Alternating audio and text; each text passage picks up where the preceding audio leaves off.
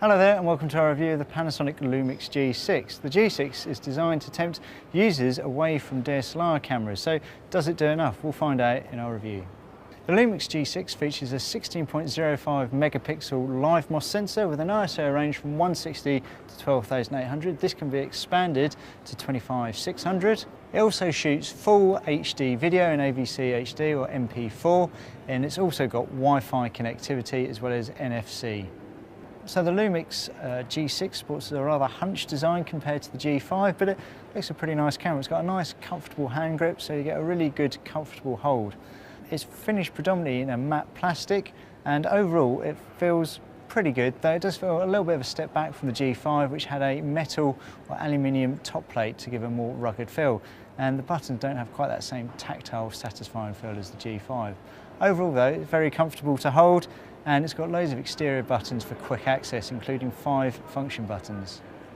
The G6's performance in single AF is really impressive, locking onto subjects really quickly.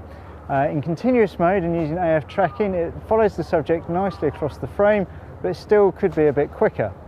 You've also got the EVF, which gives a nice 100% coverage, so it doesn't feel quite as tunnel-like as with the DSLR, while the actual representation is nice and crisp and bright.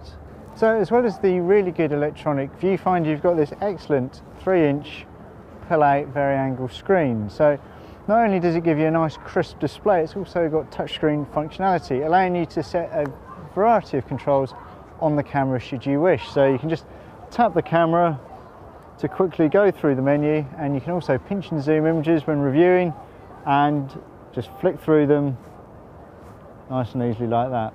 So while a lot of DSLR rivals can probably just shoot at around 5 frames a second in burst shooting, the G6 can shoot up to 7 frames a second.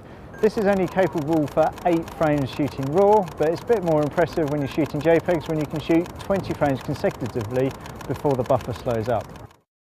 Our lab test revealed the Lumix G6 to deliver punchy, vibrant and rich colours at base ISOs that were maintained until ISO 6400, where after that colours appeared a little more muted. Looking at our resolution charts, and the G6 is capable of resolving just under 24 lines per millimetre at a base ISO of 160, dropping to a still respectable 20 lines per millimetre at ISO 6400. Even with a smaller sensor size over its DSLR rivals, the Panasonic G6 delivers smooth, noise-free results that are much for a relative DSLR between ISO 160 to 1600. RAW files naturally retain more sharpness, while it's possible to control image noise in Adobe Camera Raw to deliver more usable results at ISO 6400. If you're looking for similar DSLR performance and image quality but in a smaller body, then the G6 is the perfect option. And for the full review, log on to whatdigitalcamera.com.